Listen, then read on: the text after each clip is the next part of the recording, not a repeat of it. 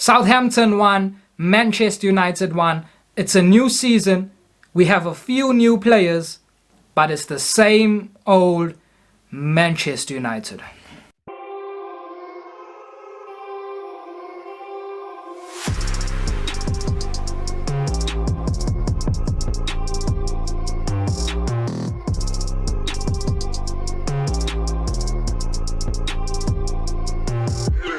Let me just read you this quote from Ole Gunnar Solskjaer's post-match press conference.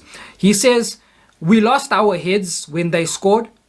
Last 20 minutes, we got sloppy. Maybe fitness issues, maybe something else." Where was the fitness issues last week when we beat Leeds? There was no fitness issues. All of a sudden, 1 week later, we've got a week in between games. There's enough resting time. And he says, maybe fitness issues. There is no fitness issues. For this manager, football is all about running around the pitch. If you run more than the opponent, he thinks that you're better than the opponent and you will beat the opponent. No, you need to make the ball work more than the opponent.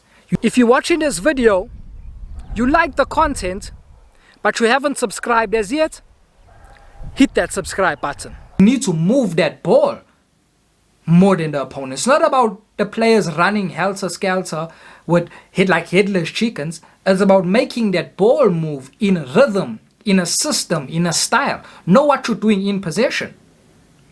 It's now 3 years under this current regime, with this manager, with these coaches. It's 3 years now, and we've still got the same issue as we had in year one, which is we cannot break down a low block.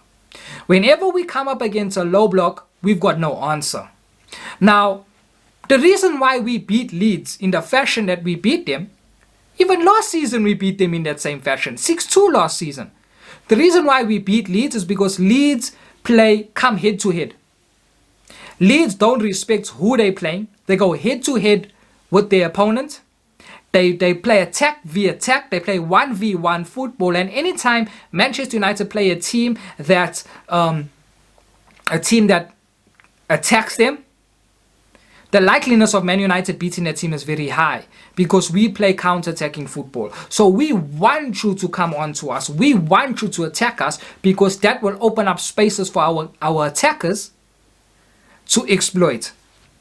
So Leeds play into our hands. But the minute we come up against a team with a game plan, a team that defends with a low block, a team that is compact, a team that sits back and says, you break me down, and they have players competent enough to fulfill that game plan. They don't need to have world-class players. They just need to have a decent type of player to carry out that game plan. We've got no answer for that team. And we drop points at that team. I don't have to take you so far back. I just have to take you back to the Villarreal game in the Europa League final. None of those boys in Villarreal walk into Manchester United's team. None of them. Yet they took us to extra time and they took us to penalties and they beat us. Because we could not open up their defense. They defended with a low block. And we had no answer with that low block. Now Southampton, I'll say Southampton defended with a mid to low block. I wouldn't say it was an out and out low block. I'll say it was about a mid to low block. They defended with that and we had no answer. They were pressing us.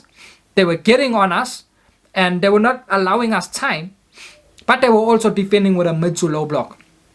And also telling us, okay, when you do have the ball, break us down. Making sure that the spaces between their own players was very small. Making sure that they were on top of each and every player that we had. And we had no answer. The same issue we had in year one with this manager. Could not break down a low block. Many people said, oh no, you know what? It's because of the players that he has. He doesn't have the type of player that can open up defenses, that can unlock a stubborn defense. Give him time, give him transfer windows. It's only his first year. We said, okay, fair enough. At that time, he was playing with Andres Pereira. He was playing with Dan James, he was playing with Jesse Lingard. These players can't open up defenses. So we said, okay, fine, that's his first year. His second year came in, we still had the same issue. We could not open up a defense. We could not break down a low block. Now is the third year. He has the players that can do it. He has the players that can open up and break down a low block. But you know what, guys? To break down a low block, it's not individual brilliance that breaks down a low block. It's a system that breaks down a low block. Manchester City face low blocks week in, week out, no matter who they play. Whether they're playing in the Premier League, whether they're playing in the Champions League, they face low blocks. And they open up those defenses time and time again. Why? Because they have a system and their manager knows exactly how to break down these low blocks. Manchester City, when they beat Norwich now on the weekend, they scored 2 goals, similar goals, exactly the same goals, 2 goals.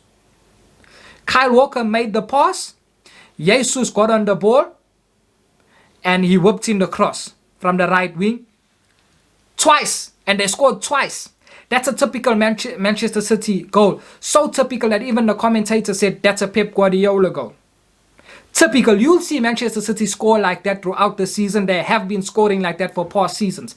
Same goal. Exact same goal they score. Why? Because it's a style of how they play. It's the system. It's something that they've worked on in training to say this is what we need to do when we're in possession. Look to make runs in behind, slight runs in behind, draw the defense out, and we play that ball in behind their defense. It's something they've worked on in training. So there has to come a point in time, even the most ardent Oli inners, there has to come a point in time where we look at the coaching staff, and say they are not fit enough for this job, or they need to do more. It's as simple as that. They need to do more because the level of coaching at Manchester United from an attacking point of view is really, really poor. It's really, really poor. I'm being honest, it's poor.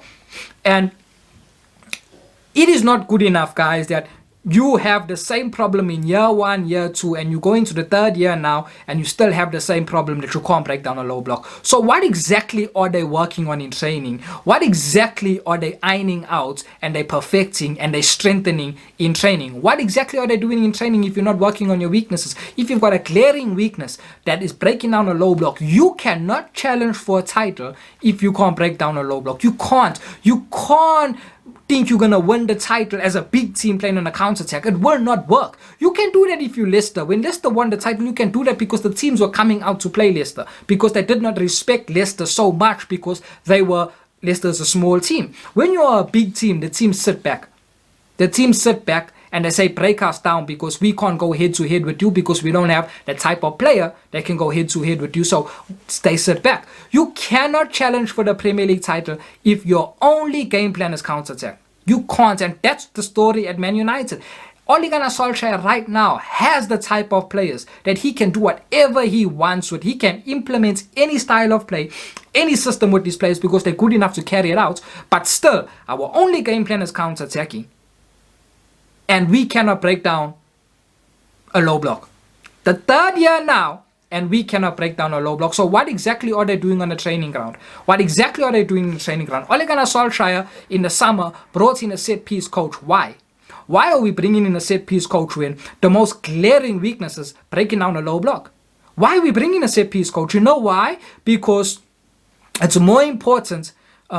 Manchester United focus more on defending than attacking. The first thought is defending. Paul Pogba said it, guys. This is not me sucking things out of my thumb. Paul Pogba said that at Man United, the first thought is defending. It's first defending, then we'll go from there. That's the first thought is defending. Our manager, we don't have a manager that says, let's go on to win the game. We have a manager that says to himself that, and sets the team out that says, we must not lose this game.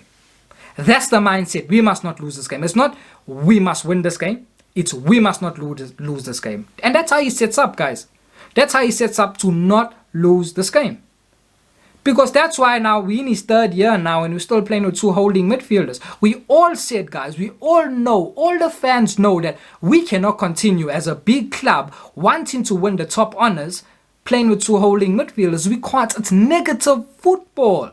It's negative football when you're defending with 6 players and you're attacking with 4 players. It's negative football. Even Chelsea, who I don't consider an ultra-attacking team.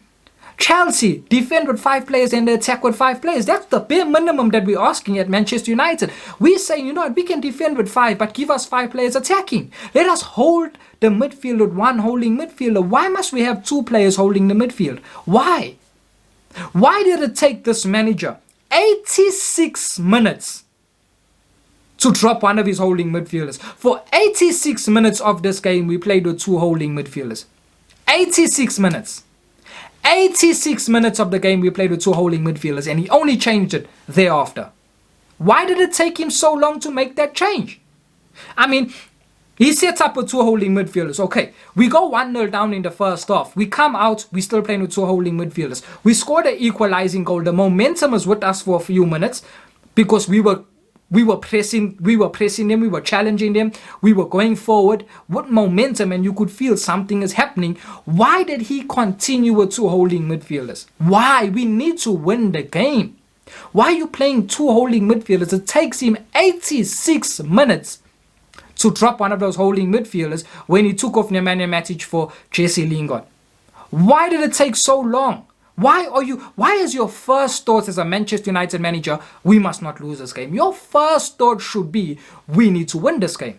Not we must not lose this game, because if you're saying we must not lose this game, then you're prepared for a draw. A draw is not good enough. If you want a challenge for the title this season, you cannot be drawing and dropping points against a team like Southampton. Southampton that lost their best players. Their best players left them. Everybody is saying that Southampton is going to be in and around the relegation zone. They're going to be in a relegation battle. Everyone is saying that, but Manchester United go to Southampton and we draw the game. Not one player in the Southampton team makes it into our team. Not one player makes it into our team. Yet, we give them the opportunity to take points off us. Playing 2 holding midfielders. We need to win the game. We are playing with 2 holding midfielders. And even his substitutions, all he's not learning. Look at his substitutions. His first substitution, he brought on Scott McTominay. How do you bring on Scott McTominay when we need to win the game? We need to win the game. You bring in on a holding midfielder. He plays Scott as a holding midfielder. I don't know what Scott is. People say Scott's a number 8. Scott should not even be at the club, first of all. But Oli plays him as a holding midfielder. Why are you bringing on a holding midfielder when we need to win the game? Why is that? Why is someone like Aaron Wan-Bissaka, who had an average to poor game, why is he still on the pitch when we need to win the game? When we scored our goal, we should have taken Wan-Bissaka off and put Delo, because the impetus now and the momentum was with us. So we need to bring attacking players that can be a threat in the attacking third. Delo is an extremely good attacking fullback. Why did we not bring on Delo? Why did we not bring on Donny van der Beek? Why are we not giving Donny van der Beek some minutes? Ole Gunnar Solskjaer bought Donny van der Beek. What did he buy Donny van der Beek for? Donny van der Beek is one of the players that can play in the pockets. He can play in tight spaces. There was tight spaces against Southampton. Southampton gave us no space to operate. We needed a Donny van der Beek. He doesn't bring on Donny van der Beek. He brings on Scott McTominay. Why is that? Scott McTominay, Sancho, and who was the other guy? And Jesse Lingard. Why are you bringing on Scott McTominay when we need to win the game? We need to win the game. I don't understand this. And guys, for me, the better team was Southampton on the day. Southampton, if they won that game, they were going to be deserved of the win and of the 3 points, because they were better than us, guys. That's the honest truth. They were better than us, especially in the first half. The first half, they were better than us. And then in the last 20 minutes of the game, we couldn't get the ball off them. They were just all over us. And if they had a better type of player, they could have beat us. David De Gea made some good saves as well. Some good saves he made. We bought 2 new players, Rafael Varane and Sancho, and we're not starting them. So why? Are they not fit? All you need to tell us if they're not fit. But at least start one of them. So yeah, the better team, guys, was Southampton. They were better than us, and that's a common factor at Manchester United under this current regime, is that you'll always find the smaller teams come on the day and they play better football than Manchester United. They have a better game plan than Manchester United. They carry it out better than Manchester United. We were so sloppy in possession. So sloppy. Maguire is so bad in possession. People say he's a ball-playing centre-back. But Victor Lindelof got assists. Harry Maguire does not have those assists that Victor Lindelof has. Victor Lindelof gets assists from his own half. Harry Maguire is yet to make those assists for Manchester United. Yet they say Harry Maguire is a ball-playing centre-back and is better than Victor Lindelof. Harry Maguire is kicking the ball out for throw-ins numerous times in this game. Aaron Wan-Bissaka, poor in possession. Poor in possession. But I want to talk about the midfielders. We need to get onto these midfielders. The whole fan base, we all know the midfielders are not good enough. We all know that. We all know that we need a holding midfielder. But our management thinks we don't. They think we don't. And that's a glaring issue. We cannot challenge for this league with the midfield pivot that we have. We cannot challenge for this league. Whether it's Matic, Fred, Scott McTominay, whoever it is, we cannot challenge for the league with that midfield. They are simply not good enough. Let me put up Nemanja Matic statistics in this game. Look at it. Look at it, guys. 77.1% pass accuracy. 77.1% pass accuracy. This is a holding midfielder that the only job he has is to receive the ball off the centre backs, receive the ball off the full backs, and give it off to the wingers, or give it off to the number 10, or whoever's in advanced position than him, or even sideways, give it off. He's making simple passes. There's no risk taking in his passes, and he has 77.1% pass accuracy. It should never be there. It should never be there. That is too low for a CDM. It's too low. When he's not taking any risks, when he's playing safe passes, and he has 77% pass accuracy, he should have anything from 80% upwards. Anything from 80% upwards. 3 out of 4 long balls, which is good. 1 shot on target, don't really care about that. 2 out of 2 dribble attempts, which is good. No one really cares about you as a CDM dribbling. 3 out of 8 ground duels won, which is not good as a CDM. 3 out of 5 aerial duels won, which is also not very good. But this is the damning stat here. 21 times he lost possession. How do you, as a CDM, lose possession 21 times? 21 times you lose in possession as a CDM, when as a CDM, you need to give that ball off as quick as you can. A CDM should not be taking 3-4 touches of the ball. A CDM should play 1 and 2 touch football. His role is to start the game. He starts the game. He gets the ball off the centre back. He starts the game. And he needs to give it off to the wingers, give it off to the fullbacks that are flying forward, give it off to the midfielder that's in a progressive role than him. He needs to give it off to those midfielders. But for you to be a holding midfielder and lose the ball 21 times, that is simply not good enough. And to have a pass accuracy of 77.1%, I'm sorry, that's not good enough. It's not good enough when I compare him to someone like Lokonga for Arsenal. Now, I just watched Arsenal play Chelsea, and obviously we all knew Chelsea were going to win that game. There's no way Arsenal are going to beat them. Arsenal couldn't even beat a championship side the other week. Brentford, would they played? Brentford, I think. They couldn't even beat a championship side. How are they beating the best team in Europe that won the Champions League? It was impossible for me. We always knew they would lose. However, look at this boy Lokonga, who I admire a lot. I think there's a top player there, and I would love him at Manchester United as a CDM. He is a CDM.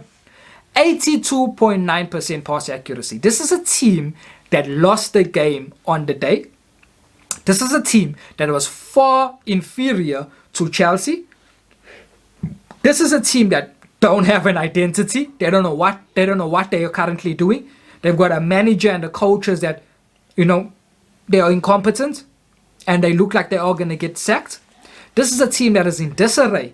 Yet here comes a young CDM. I think he's about 21, 22 years old. A young CDM, 82.9% pass accuracy. 82.9% pass accuracy. Compared it to Nemanja Matic's, which was what? 77.1. That's why I say it is not good enough for Matic. And he is experienced. Matic is experienced. And he has 77 pass accuracy. As a CDM, it's not good enough. Look at how many times he lost possession. Lokonga. 8 times he lost possession.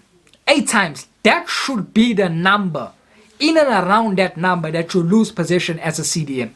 When you lose in possession 21 times as a CDM, there is a problem. There's a problem and the coaches need to look at it. We need to look at it. But let me put another CDM up for you. Rodri. Now, Rodri is playing in a world-class team, but he's not a world-class player. For me, he's a bang average holding midfielder who I won't even say I would want him at Man United, because I don't rate Rodri at all. Yet, look what he's putting up. This was when they played Norwich on the weekend and they beat Norwich 5-0. 91% pass accuracy. 91% pass accuracy. You know why? Rodri is not there to make those killer passes. Rodri is not there to make those through balls and those chip balls over the midfield and to thread the ball through the eye of the needle and to make those slide rule passes and to make. He's not there. His job is to get the ball of Ruben Diaz and Laporte and thereafter spread the game. That's his job. 91% pass accuracy. That's what I would want my holding midfielder to have. Because as I said, he's not taking any risks with his passes. All his passes are safe passes or easy passes. Lost possession 10 times. As I said with Lokonga, in and around 8 to 10 should be the amount of times you lose the ball as a holding midfielder. When you're losing the ball 21 times, there is a problem. There is a problem, and it is time now where Oli looks at it. Oli needs to look at this, and we need a way forward for our midfield, guys. We cannot continue with a Fred Scott McTominay or whoever the partnership is. We cannot continue. I think there has to come a time where we have to look at Donny van der Beek coming in. If you're playing with two holding midfielders, you do not need both of them to be number 6s. You can play with one number 8, one number 6. You can even play with two number 8s. You can play with two number 8s because you have two people doing one person's job. It should be a one-person job. You should only have one number 6 there. If you're playing with two number 6s, you can play with two box-to-box midfielders in that role. And just obviously, you'll have them playing more reserved and defensively. But that's something that you can do. So, Chelsea done it against Arsenal. Chelsea played with Jorginho and Kovacic. Jorginho's a deep line playmaker, but he's not a holding midfielder. Kovacic is a number 8. So they did not have an out-and-out holding midfielder, and they played like that. So our coaches need to come to the party. They are dropping the ball. This team is good enough to challenge for the league. This team was good enough last season without Jadon Sancho, without Varane. Last season it was good enough to challenge for the league. The reason why we did not challenge last season is because of the manager and the coaches, and the reason why this season we will not challenge is because of the manager and the coaches. Chelsea have won 2 games on the bounce. They've got 6 points. Liverpool have won 2 games on the bounce. They've got 6 points. We've got 4 points. Manchester City got 3 points, but you know City will go on those crazy runs where they win 15 games in a row. They do those type of things. And they play Tottenham. So it's not a given that any team's going to beat Tottenham. We may come up against Tottenham and we may lose. Tottenham got 6 points as well. So we may lose to Tottenham. We may draw against Tottenham. And that was Manchester City's first game. So anyone can lose and draw against Tottenham. But we will not challenge, guys, with this midfield. We will not challenge with this coaching. We've got a problem with the coaches, problem with the manager. He built a very good squad, and I'll give him the credit there. A very, very good squad he built. But now he needs to get the best out of the squad. He could not get the best last season out of the squad because we failed against Villarreal. We got knocked out in the group stages in the Champions League, and we were far away from City in the league. This season, it also looks like he can't get the best out of the players because we're dropping points against Southampton. We have to look at the coaches. There comes a time now where we have to look at the coaches. And for me, the best player on the pitch, guys, was Paul Pogba. Once again, best player on the pitch. Last week he was our best player. This week again, he's our best player. He is overall our best player. It doesn't matter what he's doing on the pitch. Whether he has 1 bad performance, 2 bad performances, he is our best player. We need to build this team around him. And that's why I always say we need a formation change. We cannot continue playing him on the wing. We need to play him in his best position. Paul Pogba is a number 8. He needs to play as a number 8 with freedom to go forward. That's a number 8. A number 8 is a box to box. We need to play him in his best position. Stop playing him out. Yes, on the wing, he's better than what he's playing as a CDM, and he prefers it, obviously. But We need a formation change so we can play Bruno and Pogba in the midfield as 2 number 8s and play 1 holding midfield. That way, we can include Jadon Sancho, Greenwood and Martial, or if Rashford comes back, we can do something like that. But we can't now. Now we're looking at benching Sancho. I got no doubts in my mind that next week you might see Martial on the bench for Sancho. But we have to leave out one of our attackers because we're playing Paul there on the left wing. And obviously you can't bench Paul. Paul's our best player. There is no benching him. Even if you saw the goal. He started the goal, then he gave the assist to Greenwood. He started that goal, he gave it off to Bruno Fernandes. Bruno gave it back to him. And there's a small touch. But it's an assist, small touch to Greenwood, and Greenwood put it in. Without Paul Pogba, that goal was never happening. He was taking on defenders, he was beating them, he was making good passes that only he can make. He is our best player. And this is his statistics. 78.6% pass accuracy, which I do not like. I think Paul needs to have a much higher pass accuracy than that. But the difference between Paul Pogba and Emmanuel Matic is Pogba is a risk taker. Pogba is making those creative passes. That's not Matic's job. So Matic should never have a 77.1 pass accuracy. For Paul Pogba, I do not accept it, but I can understand it. That if he has a 78.6, I can understand it. I don't accept it, but I can understand it because he's taking those risks with the ball. 1 key pass, 1 out of 1 crosses completes, 6 out of 7 long balls, which is extremely good. 2 shots off target, 2 shots blocked, 5 out of 5 dribbling attempts, much better than our other left winger Marcus Rashford. Rashford probably have 2 out of 5, sometimes even 1 out of 5. Paul Pogba got 5 out of 5. That's how good this guy is. I mean, you play him even on the wing and he's our best winger. I mean, this guy is just insanely good. 5 out of 5. 1 big chance missed, which you should have scored. 7 out of 15 ground duels, which is not good. 2 out of 5 aerial duels, which I say is not good. 14 times lost possession. But overall, Paul Pogba was our best player on the pitch. I'll say he was our best player. I thought he played a very, very, very good game. So, guys, that's my match review. Disappointing, but next week we're back at it. And we need a victory. We have to have a victory. Anything other than a victory is a problem. I was really, really concerned with this team's tempo. But I do think next week we will correct it and we will get the victory. Guys, if you're watching this and you haven't subscribed, hit the subscribe button, smash the like button, and I'll see you for the next match review. Peace.